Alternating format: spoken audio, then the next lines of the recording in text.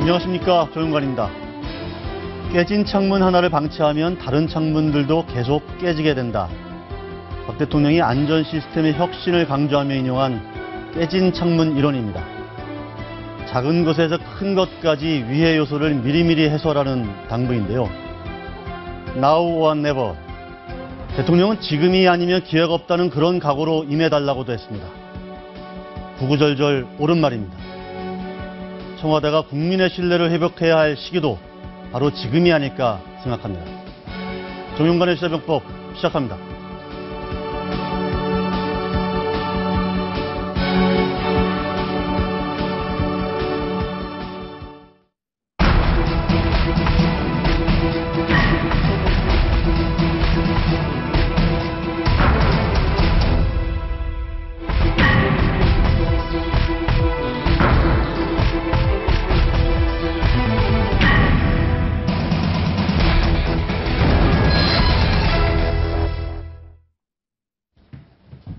대법원이 옛 통진당 이석기 전 의원의 내란 선동을 유죄로, 내란 음모 혐의를 무죄로 판결했습니다.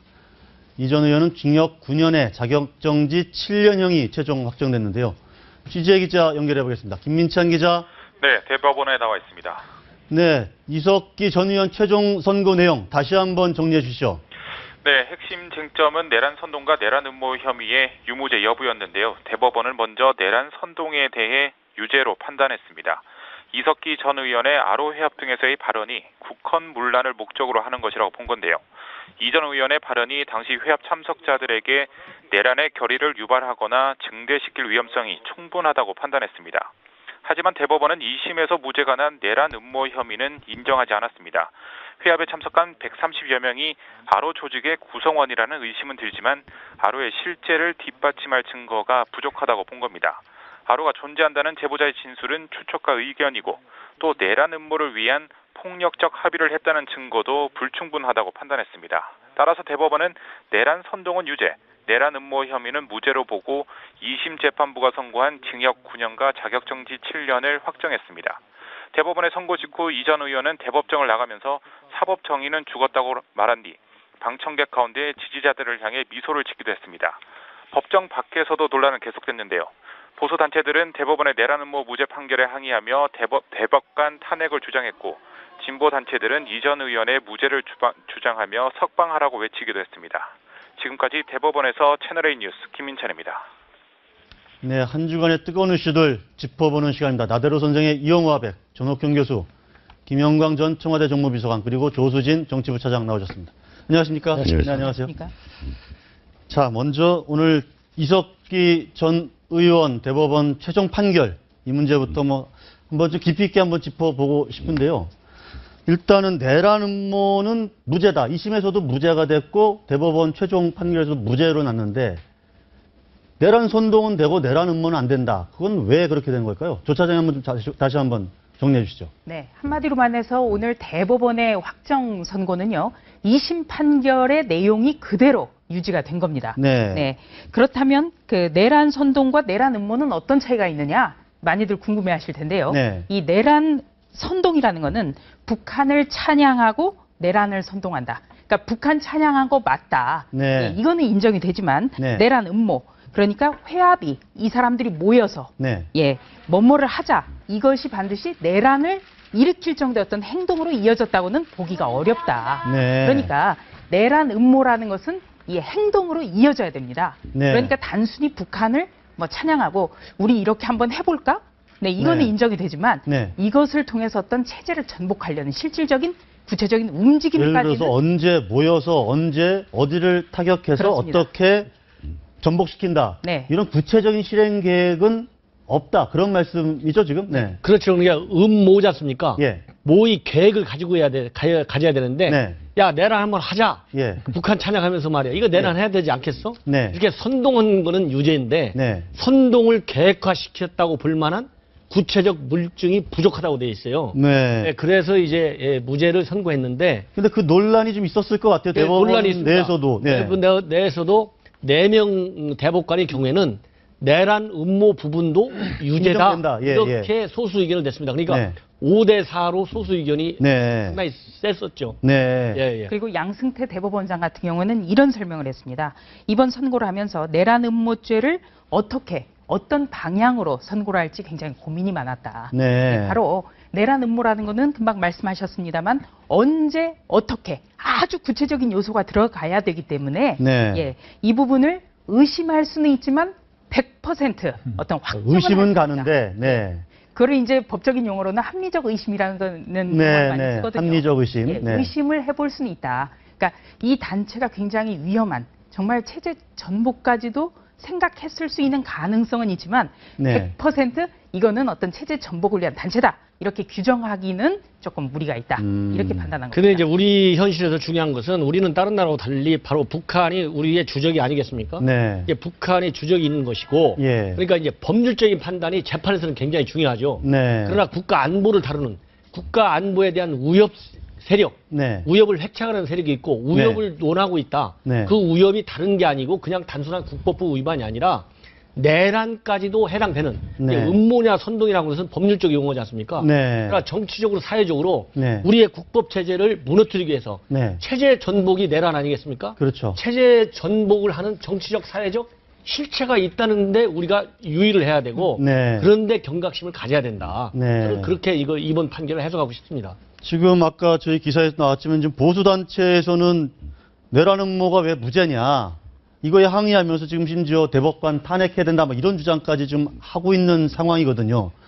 그러니까 이 내란 음모가 무죄가 됐다 그래서 뭐 별게 아닌 게 아닌 건데. 그럼요. 예, 예. 네, 이석희 전 의원이라든지 또 이 그 R5 모임, 혁명 조직이라든지 네. 또 옛 통진당이라든지 이런 어떤 세 가지 모두가 면죄부를 받는 게 절대 아니라는 점을 우리가 유념을 해야 됩니다. 네. 그러니까 어떤 그 국론을 분열시키고 네. 또 북한을 찬양하고 네. 예, 이런 활동을 한 것 다 인정이 된 겁니다. 네. 다만 이런 활동으로서 정말 구체적으로 우리나라 대한민국을 어떻게 한번 전복시켜 보자 이런 날짜라든지 예, 어디서부터 그럼 타격할 것인지 여기까지가 나오지 않았을 뿐이라는 거죠. 네. 그렇다면 이런 단체나 이석희 전 의원을 그대로 국회의원으로 뒀다면 그런 실현 가능성도 있었다. 네. 이 점을 우리는 중시해야 됩니다.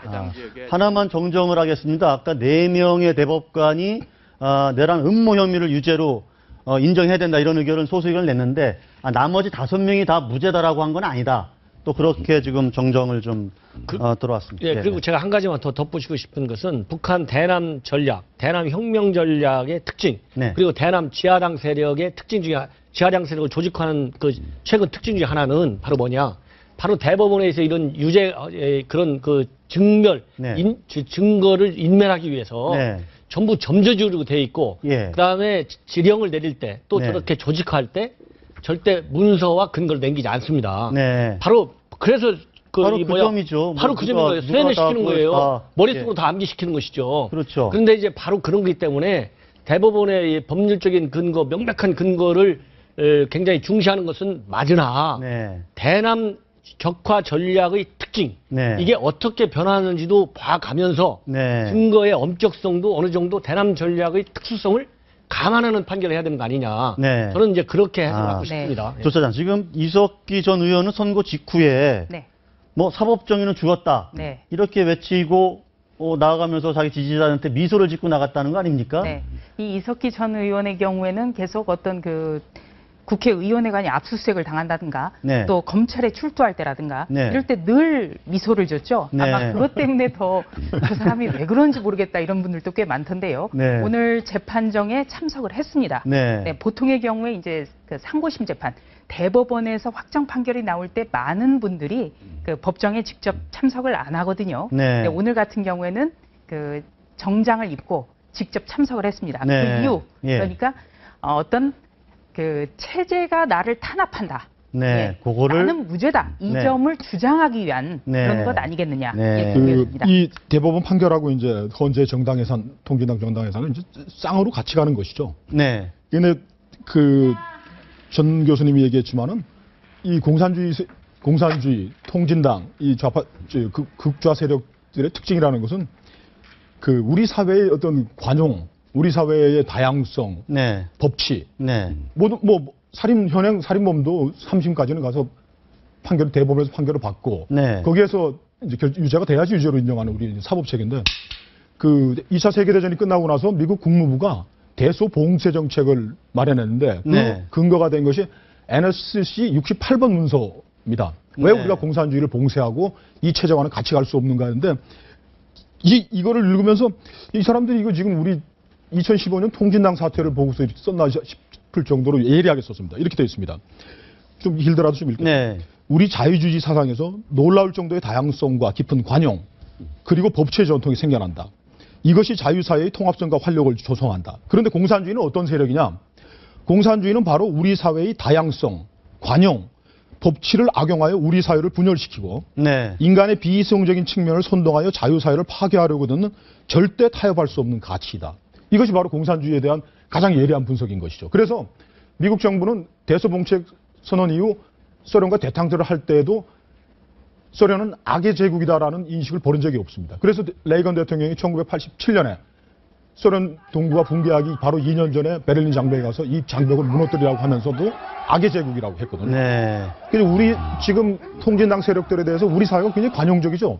지난번 대선에 출마했던 어떤 분은 우리나라에 무슨 빨갱이가 있느냐 했는데 실상은 어땠느냐. 대법원 판결과 통진당 해산 그 헌재의 판결에서 보면은 김정일, 김정은의 전사를 자처하는 전사들이 우리 사회에 이렇게 암약하고 있었다는 거. 그리고 이 사람들이 또 지금 선거에 나온다 그러는데 우리 유권자들이 아마 현명한 판단하실 거예요. 예, 알겠습니다. 그런데 지금 새정치연합이 이렇게 논평을 했습니다. 지금 이석기 재판 후에 아까 지금 헌재 말씀하시니까 이석기 재판 최종 대법원 재판 후에 헌재 판결했어야 된다. 공안몰이에 대법원이 제동을 건 거다. 이렇게 평가를 했는데 이걸 어떻게 봐야 됩니까, 조사장? 네, 지난번에 그 헌법재판소가 그 해산 결정을 내렸을 때는 새정치민주연합이 좀 이도저도 아닌 네. 얘기를 내놨죠. 그러니까 이 정당 해산에 대해서 어떤 뚜렷한 입장을 밝히지 못했습니다. 네. 왜냐하면 야권 연대를 했던 집단이기 때문에 정당 해산에 대해서 긍정을 할 경우에 자기들의 잘못을 시인하는 그런 결과였죠. 네. 오늘 같은 경우에는 바로 이 체제 전복까지 가지는 체제 전복까지 갔다고 할 수는 없다. 네. 바로 이 점을 들어서 바로 헌법재판소가 좀 잘못 결정을 했다. 해상 결정을 잘못했다. 그러니까 한 것 아니냐 지금 이런 주장을 펴는 거죠. 그러니까 대법원의 확정 판결이 나오고 나서 헌재 결정이 이루어졌더라면 네. 정당 해산 결정까지 이르지 않았을 것이라는 주장을 내놓는 지금 겁니다. 지금 민주당으로서는 두 가지 지금 새정치민주연합. 네. 새정치민주연합. 네. 그 지난 총선에서 지금 그 선거 연대를 했지 않습니까? 그렇게 네. 해서 통진당이 의회 내에 또아리를 틀 수 있는 길을 열어준 것이 민주당인 것이죠. 지금 또 하나 국민들이 주목해 보셔야 될 것이 있는데 다시 이 네 사람이 이제 몇 분이 이제 지역구 선거에 보궐선거에 나올 텐데 지금 나오겠다는 거죠 지금? 민주당이 헌재와 3명이 지금 지역에서 나오는데 예. 민주당이 이 사람들의 다시 원내 진출을 하기 위해서 선거 연대를 해서 자기들 후보를 안 낸다든지 해서 대한민국 헌법재판소와 대법원이 반국가 세력으로 우리 대한민국 헌법 체계에서는 관용할 수 없는 세력이라고 판단한 세력들과 다시 손을 잡는지 국민들이 지켜볼 겁니다. 네, 손을 새정치민주연합 같은 일단은 경우는 연대는 일단은 지금은 안 한다 이런 입장을 갖고 있죠. 예. 근데 제가 보기에는 이제 선거 연대가 되든 안 되든 가장 중요한 게 몇 가지가 있는데 지금 이제 종북몰이를 안 했을 것이다. 네. 종북몰이에 제동을 걸었다 이렇게 논평했다고 예. 그랬지 않습니까? 예. 그거는 민주당이 바로 우리 국민들의 이 민주당에 대한 어떤 수권 능력, 네. 민주당 새정치연합에 대한 어떤 비판의 원인이 어디가 있는지 네. 아직 잘못 파악한 거 아니냐 네. 이런 걸 제가 지적하고 싶습니다. 왜냐 네. 지금 신당 얘기 나오면서 계속 나오는 게 민주당이 원로 야권 인사들이 지금 네. 새정치민주연합이 중도표를 네. 획득하지 못하면 수권이 안 된다. 이런 비판이 굉장히 강하지 않습니까? 네. 이런 비판의 의미가 어디 있는지 아직 잘 모르고 있는 거 아니냐 이런 생각이 들고 네. 그다음에 하나는 이번에 이제 내란이 음모냐 선동이냐 이거가 핵심이면 핵심이지만은 네. 또 하나 중요한 사실은 국보법 위반 사실입니다. 네. 왜냐하면은 지금 대법원에서 전원 일치 판결이 된 게 국법부 위반 사실이에요. 네. 이게 지금 가려져 있습니다. 그러면 만약에 민주당에서 유감스럽지만은 종북몰이를 했다면 네. 그중에 종북몰이가 부분적으로라도 타당하다 하려면 네. 국법법 유죄 판결 부분도 관리해야 될 거 아니겠습니까? 단 한 네. 명이라도. 예. 그런데 통진당 해산은 40대 1로 완전히 압도적으로 해산이 명령이 됐죠. 결정이 네. 됐지만은 이번에 국법법 위반은요 대법원에서 전원일치로 국법법 위반이에요. 네. 국법부 위반이라는 게 뭡니까? 전원일치로 국법부 위반인데 이거 정보물이다? 그러면 대법원 9명 재판관이 전부 잘못 판결했다는 거 아니겠습니까? 그러면 네. 대법원 판결을 반 이상을 다 무시하는 거예요. 네. 이래가지고 어떻게 국민들한테 여야가 안보에서는 여야의 차별이 없다. 네. 초당적으로 대처한다. 이런 새정치민주연합 일각의 그런 주장이 호소가 국민들한테 먹히겠느냐. 네. 네, 저는 그리고 그런 생각이 네. 듭니다. 오늘 새정치민주연합 같은 경우에요. 대변인이 내란 음모 혐의가 무죄로 확정된 점을 주목한다. 이렇게 얘기를 했거든요. 네. 그렇다면은 내란 선동이라든지 또 이석기 전 의원의 국기문란이라든지 네. 이런 부분에 대해서는 전혀 언급이 없습니다. 없이. 그래서 네. 왜 이 통진당과 마치 비슷한 결로 가는지 저는 이게 참 아쉽습니다. 네. 지금 4월 보궐선거를 앞두고라도 통진당과의 확실한 선긋기가 필요한데 오늘 논평부터가 전략이 어떻게 잘못됐다. 네. 이런 말씀 드리고 싶습니다. 자, 이번 그 전원 합의체 주심이 김소영 대법관이잖아요. 네.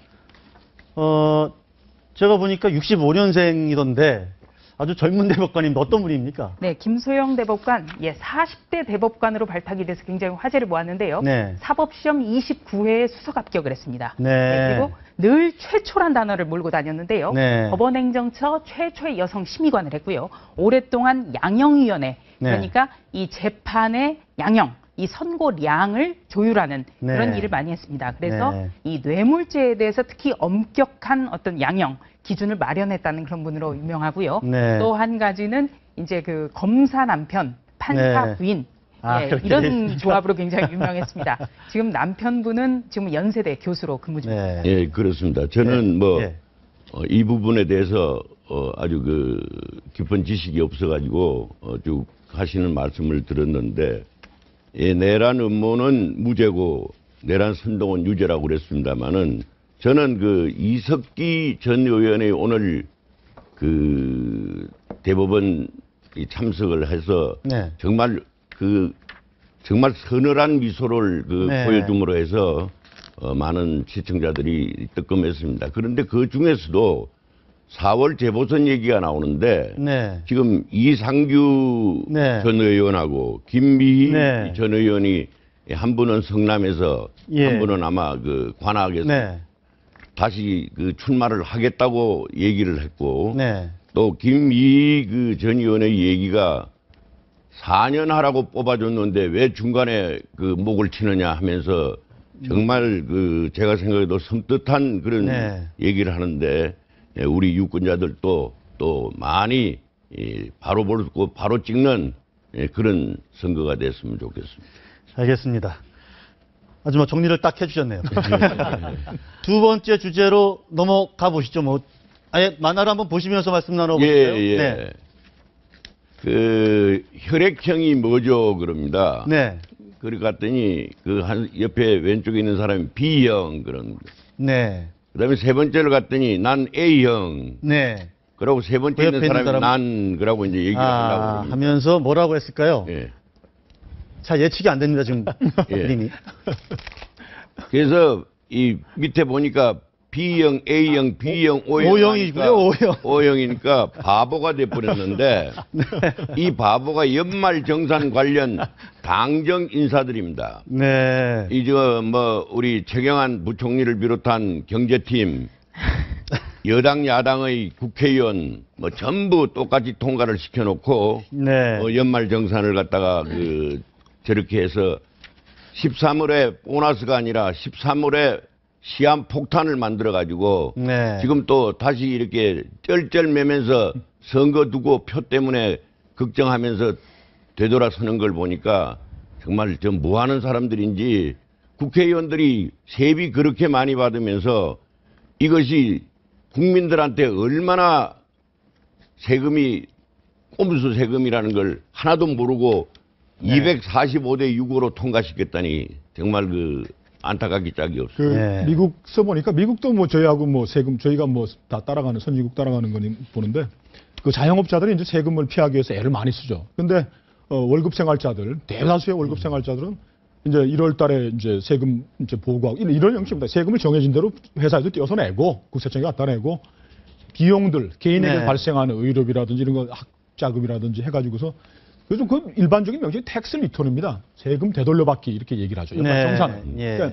그러니까 내가 이제 법에 따라 낸 거에서 비용 그러니까 자영업자들은 여러 가지 항목으로 비용 처리를 많이 할 수 있지 않습니까? 자가용도 뭐 회사 걸로 해서 타고 다니기도 하고. 그렇죠. 예. 우리 뭐 월급쟁이들은 뭐 유리지갑이지만 그 안에 다 세금 다 내고. 네. 근데 연말에 세금을 더 내라고 그러면은 이거 좀 흥분할 노릇인 거죠. 지금 뭐 국민들이 지금 부글부글 끓고 있는데 예. 텍스 리턴 해주는 게 맞죠. 제대로 이제 뭐, 내고 네. 돌려줘야지. 예, 우스운 게 12달 동안 매달 세금을 조금씩 덜 뗐다는 겁니다. 덜 떼고 덜 덜 돌려준다. 떼고 지금. 네. 나중에 이제 지금 13월 연말 정산에 왕창 뛰었다는데 그럼 왜 그랬냐 그러니까 매달 한 5만 원이나 6만 원씩 덜 거둠으로 해서 소비 촉진이 된다고 그렇게 했다니 네. 도대체 그 발상들이 어떻게 그런 발상이 아무리 조삼모사지만은 네. 정말 그 우스개 얘기로 밤새 짜낸 깨가 지죽을 깹니다. 그게. 예. 근데 정부에서 예. 이제 뭐 궁하니까 하는 이야기고 사실은 그 연말 정산을 통해서 텍스 리턴을 해주기 때문에 지금 세수가 뭐 4년째 뭐 10조씩 덜 거치고 하니까 사실은 비용 처리할 수 있는 항목들을 많이 줄여졌기 때문에 발생하는 일들입니다. 지금까지 해주던 걸 예를 들어서 뭐 부모님 부양, 자녀 부양하던 항목들에 대해서 네. 이 세수를 늘리기 위해서 많이 이걸 비용 처리할 수 있는 줄이니까 이제 세금을 내게 되는 거예요. 예. 전에는 돌려받았는데 알겠습니다. 참 그 월급쟁이들 좀 이제 예. 서러운 거죠. 원래 예. 아이들도 과자를 줬다가 뺐으면 화내거든요. 예, 원래 줬다 뺐으면 뺏는 게 제일 지금 가장 큽니다. 열받게 하는 건데. 그렇죠. 어쨌든 지금 아까도 말씀하셨지만 그래서 이 민심이 너무 흉흉하기 때문에 어제 당정회의가 있었고 네. 일종의 뭐랄까 좀 당이 완전히 저 정부를 확 주도해서 그 소급해서 환급해준다. 네. 그렇게 결정 내린 거 아니겠습니까? 그 그렇습니다. 과정을 한번 좀 설명해 주시죠. 예. 지금 최고위원회라든지 여러 가지 그 공식 회의 때마다 김무성 대표가 강하게 네. 그 정부를 몰아붙였습니다. 정말 나쁜 입법이다. 네. 정말 잘못됐다. 네. 이렇게 몰아붙였거든요. 네. 예, 집권 여당 대표가 정부를 이렇게 마구 이렇게 비판하는 것도 처음이지만요. 최경환 경제부총리가 어제 당정에서 기자들 만나서 이런 얘기를 했습니다. 그렇다면 소급 입법까지 적용을 하는 거냐라고 네. 했을 때 최경환 경제부총리가 소급이라는 건 굉장히 위험하다. 네. 그렇게는 안 될 거다. 이렇게 네. 얘기를 했거든요. 네. 그런데 당정 결과를 딱 보니까 소급 적용까지 하게 된 겁니다. 네. 이거는 굉장히 그 헌법 정신 훼손 문제도 있고 또 법 체계 안정성 문제도 있고 정말 말도 안 되는 얘기거든요. 네. 그런데 이 당정을 보니까요. 최경환 경제부총리는 역시 이 법의 안정성을 들어서 계속 반대를 했더니 이완구 원내대표가 말 한마디로 모든 사안을 정리를 했다고 합니다. 네. 뭐라 그랬습니까? 4월 보궐선거. 이거 굉장히 판이 커졌는데 네. 지면 당신이 책임질 거냐. 네. 이 한마디로 초유의 이 소급 적용까지 이루어졌다는 건데요. 네. 참 4월 재보선에 또 내년 총선으로 또 이어지는 거 아니겠습니까? 그렇습니다. 이제 뭐 정당은 선거를 먹고 살으니까 네. 표가 급하지만은 표도 표지만은 당과 정부에서 당시에 이 네. 정책을 위반했던 네. 사람들의 양심을 다시 한번 꺼내야 되겠다. 네. 그래서 당시에 이 정도 정책을 바꾸는데 네. 정책에 어떤 부작용이 있을지 네. 또 어떤 정부 세수 증대의 효과가 있을지 이걸 모르고 이런 정책을 위반하고 그러니까요. 법안 통과시키지 않았을 거 아니겠습니까? 예. 그렇다고 본다면 그 당시에 이런 그 정책의 결정 과정에 있었던 사람들이 솔직하게 지금이라도 지금 네. 다 공지에 떠나 있겠죠. 네. 그 당시 책임 있는 당국자들이 떠나 예. 있지만은 민간인 신문이라도 국민들한테 이실직고 해야 된다. 내가 어디까지는 좀 꼼수했고 네. 어디까지는 꼼수가 안 했다. 네. 내가 잘못했다. 이거를 국민들한테 한번 진솔되게 사과하지 않는 한 국민들의 성난 민심이 네. 소급 입법한다고 과연 정부와 당의 진정성 어느 정도 믿겠느냐. 정부의- 아무리 네. 선거가 중요하다 하더라도 이렇게 표 달라는 것도 일종의 꼼수로 보일 수가 있습니다. 네. 일시적으로. 그렇기 때문에 이런 그런 이 정책적인 큰 국민들에 대한 어떤 실망 이런 거를 주장하기 위해서는 당시 당국자들이 사과해야 된다. 예, 그렇습니다. 정치라는 게 내루도 얘기했습니다마는 국민의 눈물을 닦아주는 것이라고 했는데 국민의 네. 눈물을 닦아주기는 거 국민의 눈물을 더 빼게 만들고 있고 네. 그다음에 이 지금 아이디어가 나온 이유 중에 하나 보니까 이 꼼수 정세를 이걸로 연말 정산으로 8,600억을 더 거뒀답니다. 네, 한 9천억 원 정도. 9천억 원 네, 정도. 네.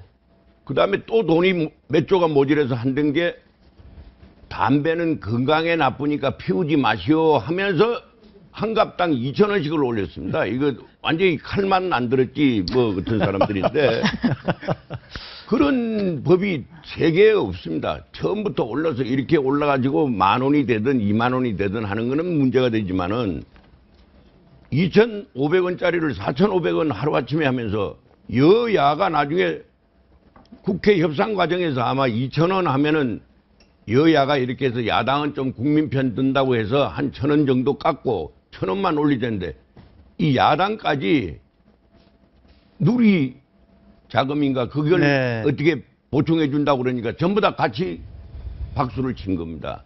그래서 4조 원이 늘어난답니다. 세수가. 정세 없는 누구만 증세 떠나 없는 복지를 네. 한다고 해가지고 안 되니까 지금 거짓말을 하면서 정세를 하는 것이 더 문제가 크다. 그런 얘기입니다. 바로 그 점에서요. 네. 박근혜 대통령 하면 굉장히 원칙을 중시하는 분으로 지금 정평이 나 있는데 박근혜 대통령이 누차 얘기했던 것 증세는 없다. 바로 이 부분이거든요. 그런데 실질적으로 지금 담배값 인상도 그렇고 또 13월에 세금 파동도 그렇고 네. 내용적으로는 증세가 이루어지고 있습니다. 그러니까 차라리 증세가 불가피하다라고 얘기를 하든지 솔직하게 얘기하고 아니면 복지를 줄이든지 그렇습니다. 네. 복지 수요를 줄이든지 해야 되고요. 증세 없는 복지라는 말이 지금 성립하기 어려운 이야기죠. 제가 요새 최근에 봤더니 가수 장기하 씨가 얼마 전에 책을 냈는데 책 이름이 지속 가능한 딴따라질입니다. 복지는 지속 가능성을 기준으로 해야 되는 것이지. 네. 지금 누리 교육과정 뭐 2세부터 뭐 5세까지 아이들 뭐 자꾸 복지를 늘리면서 증세를 안 한다는 건 거짓말이죠. 이번에 네. 오바마가 의회에서 저 연대교수 발표하고 하면서 얘기했지 않습니까? 부자층에 대한 증세 하겠다. 인기가 없어도 필요하면 하는 거죠. 해야죠. 네, 하는 것이죠. 대통령이 나서 설명하고. 설득을 하고 설명을 해야 되는 것이지. 이거 언제까지 이렇게 증세 안 하고서 그리고 복지는 또 늘어가고. 새정치민주연합도 좀 반성을 해야 되는데요. 마치 이거를 호재인 마냥 지금 정부 여당 공격하고 있는데 네, 조금 전에 우리 이화백님 말씀하셨지만 현행 세법 개정 때 245대 6 이렇게 네. 찬성이 이루어진 거 새정치민주연합이 절대적으로 찬성했기 때문에 가능한 겁니다. 새정치민주연합도 네. 반성부터 해야겠습니다. 알겠습니다. 지금 뭐 연말정산 방식을 이제 뭐 소득공제에서 세액공제 뭐 이렇게 전환하는 큰 방향에 대해서는 전문가들은 뭐 그 방향은 맞다. 근데 아주 세밀한 어떤 그 시뮬레이션이라든지 어떤 문제점 발생할 거에 대해서 대책을 미리 해놓지 않고 그냥 일방적으로 해버리는 바람에 이런 난리가 난 게 아닌가 싶은데 지금 사실은 이 세금과 선거는 예. 민심은 거의 뭐 세금은 불가금 예. 불가운도 아니고 뭐냐 밀접하게 관련이 있는 거죠. 네. 78년 10대 그 총선 때도 야당이 1.1%의 득표가 많았습니다. 네. 그게 알고 보니까 부가가치세를 만들었던 겁니다. 네. 그래서 박정희 대통령의 그 정권이 그 서서히 그 붕괴되는 그런 상황이 돼서 79년에 그런 일이 났고요. 네. 이게 그거라도, 예. 2006년 노무현 대통령 때입니다. 그때 그 가정의 달에 5월 가정 파괴 실험을 하고 있다. 그래서 네. 5월에 너희들이 이번에 5월 달에 환급해 준다고 했습니다. 예, 너희들이 그래가지고 이제 이렇게 버튼을 누릅니다. 네. 세금 폭탄 맛을 아느냐? 이게 폭탄을 그리셨네요. 그때 종합부동산세였죠. 종부세입니다. 그러니까 이 말의 투는 그 탤런트 신구 씨가 네. 니들이 개 맛을 아느냐 그 얘기입니다. 그래서 네. 세금 폭탄 맛을 아느냐고 그랬는데 네. 참패를 했습니다. 네. 지방선거에서 네. 뭐 수도권 세 군데는 물론이고 이긴 곳이라고는 전라남북도 정도 이겼어요. 네. 그 세금이라는 게 그 정권의 향배와 굉장히 밀접하죠. 박정희 정권이 무너진 게 부가가치세라는 네. 얘기도 하지 않습니까? 부마 사태 일어났을 때 그 상인들 이야기도 없고. 네. 그리고 의회라는 것 자체가 왕이 부과하는 세금을 내지 않기 위해서 만든 게 국회입니다. 네. 그러니까 이게 2006년 지방선거 때 전남도 졌습니다.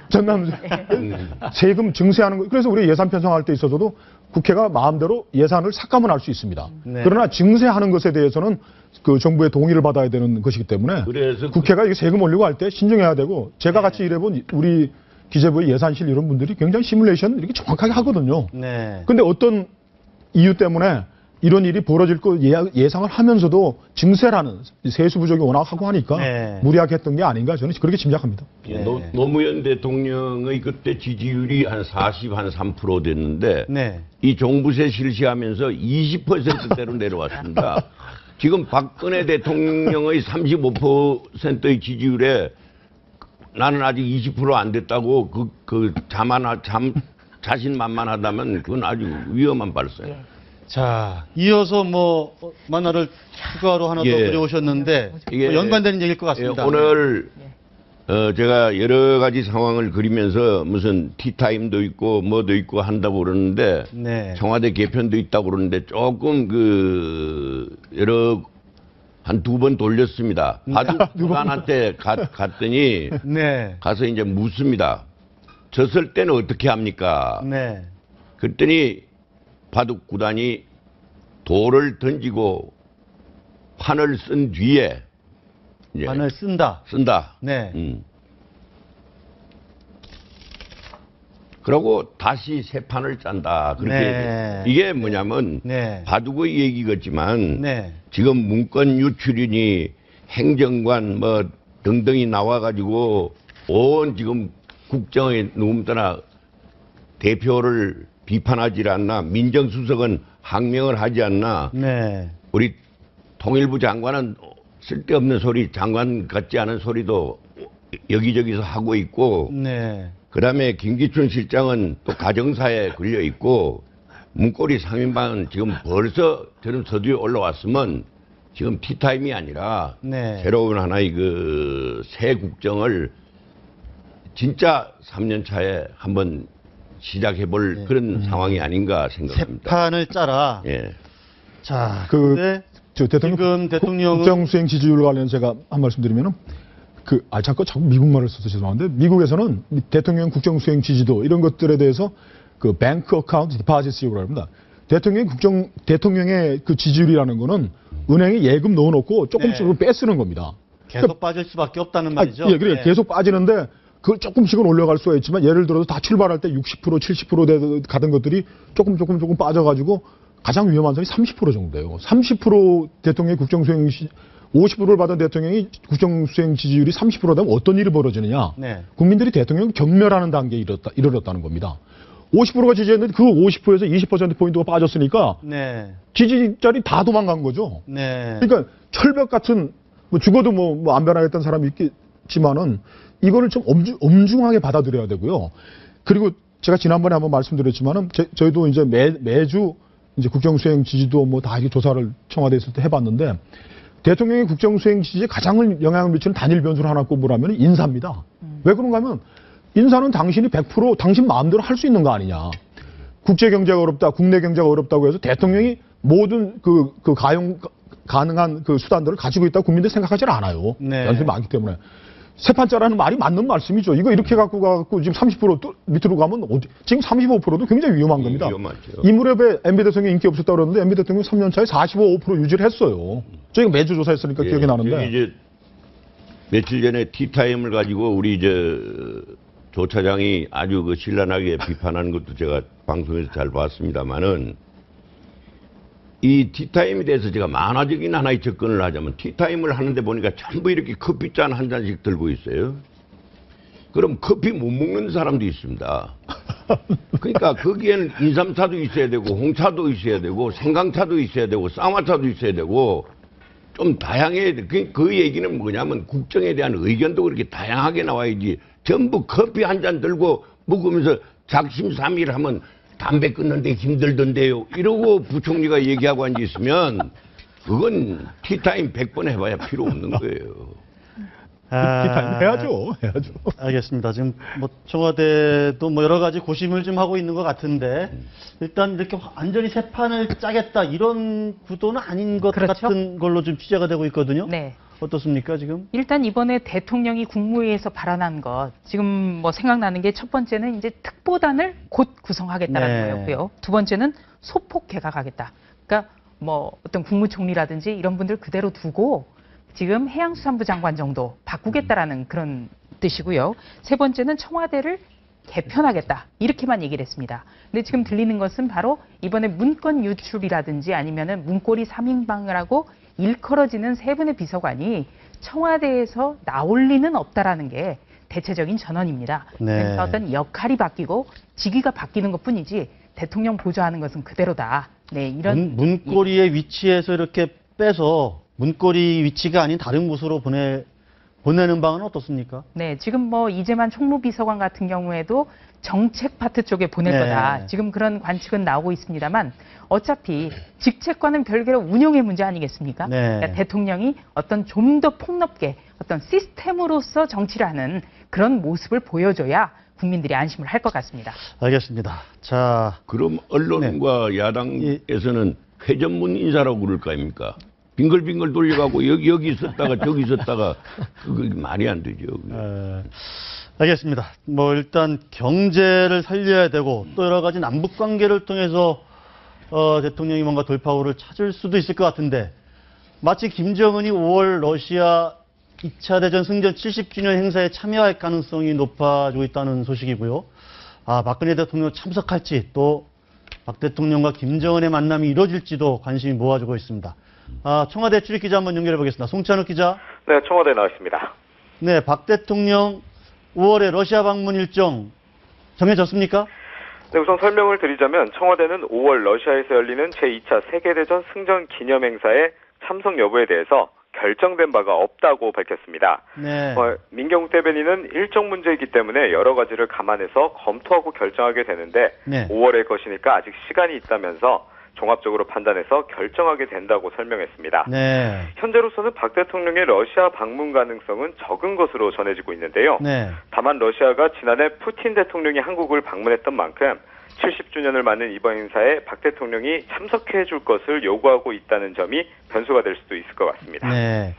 아마 더 큰 변수는 이제 김정은이 그 자리에 올 거냐. 네. 그럼 거기에서 김정은과 어떤 만남을 하는 게 우리 뭐 외교 전략이라든지 이런 거에 남북관계 개선에 도움이 될지 안 될지 이런 거에 대한 판단이 잘 안 서는 그런 게 아닐까 싶기도 한데요. 어떻습니까? 지금 푸틴은 김정은을 흥행 카드로 활용하려는 의도가 있다. 이렇게 보도도 나오고 있지 않습니까? 예.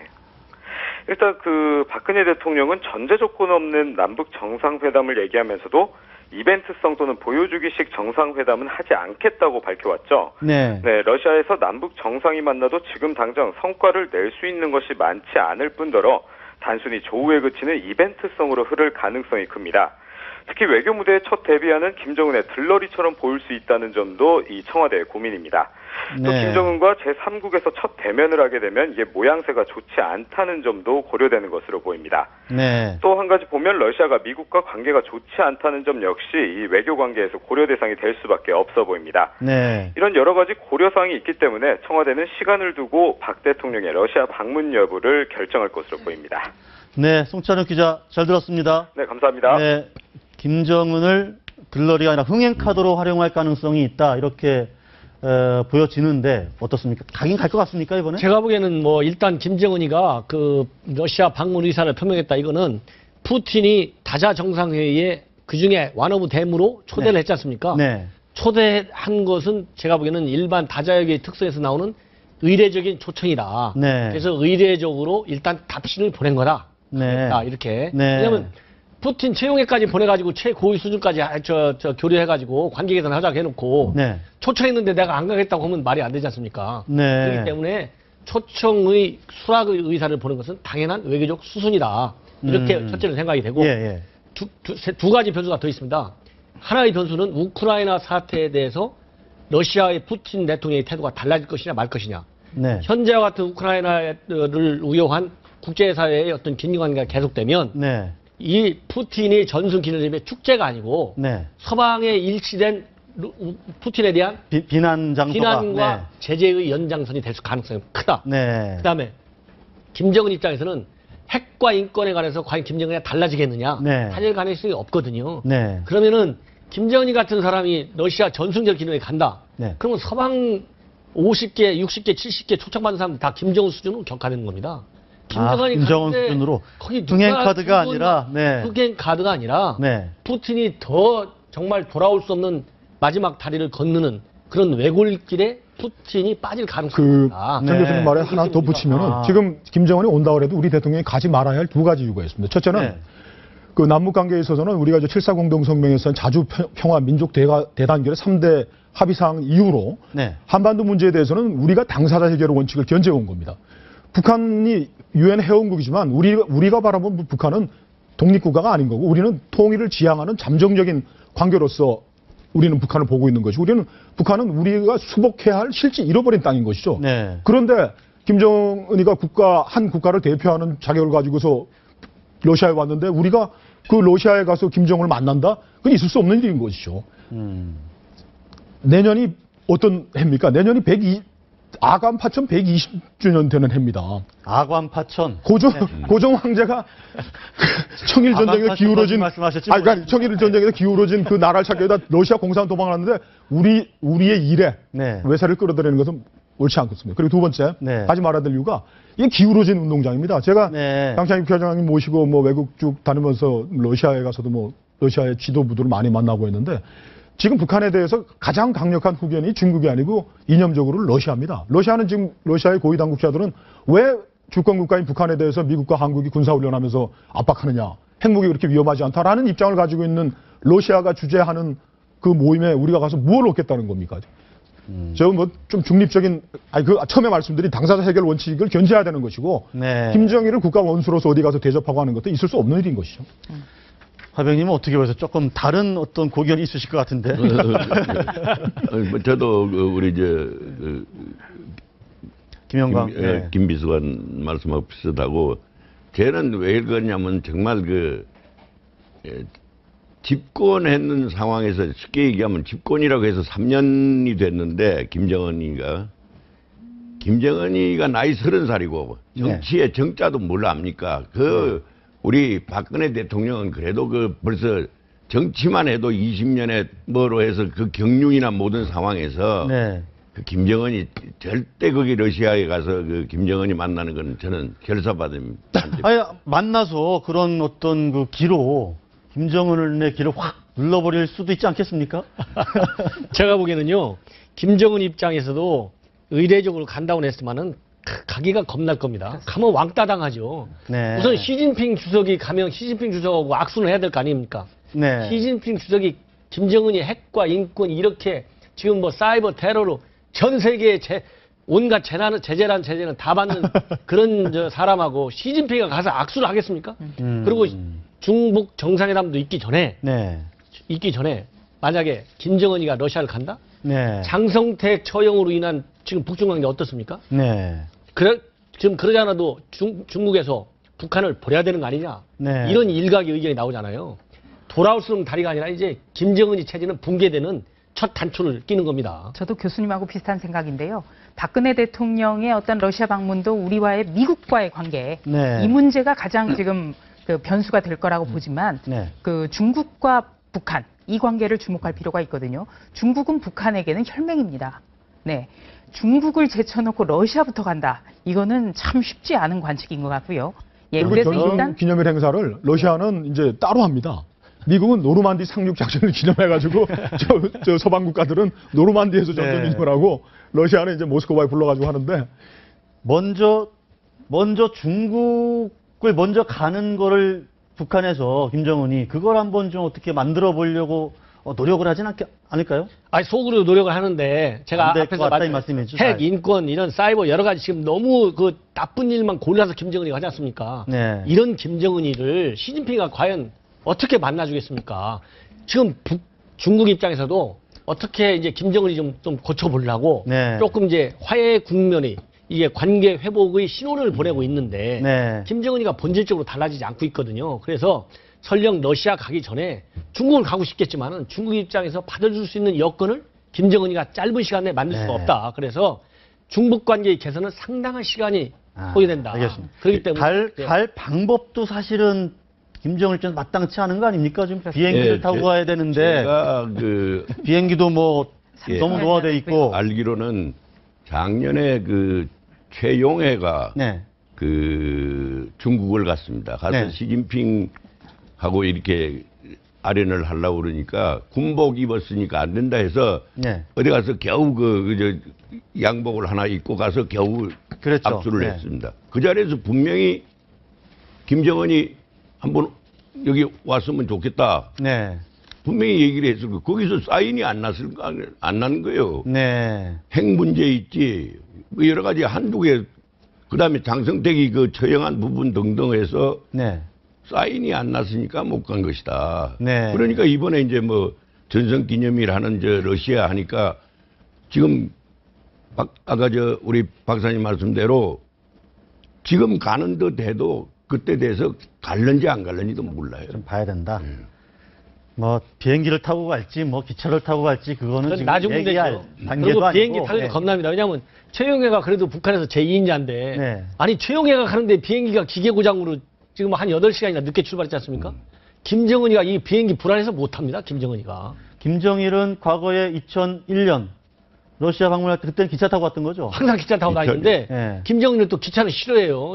젊은 사람이 얼마나 답답하니까. 네. 좀 겁쟁이 같이도 보이고 네. 비행기를 타고 싶은데 비행기 예를 들어서 누가 또 기계 고장 이렇게 하고 회항도 못하고 하늘에서 날아가 버리면 어떻게 됩니까? 김정은이 이래저래 갈 수가 없습니다. 제가 보기에는. 알겠습니다. 오늘 말씀 여기까지 듣도록 하겠습니다. 말씀 잘 들었습니다. 감사합니다. 네, 고맙습니다. 네, 감사합니다. 정윤관의 시사병법 오늘 순서 여기까지입니다. 시청해주신 여러분 고맙습니다.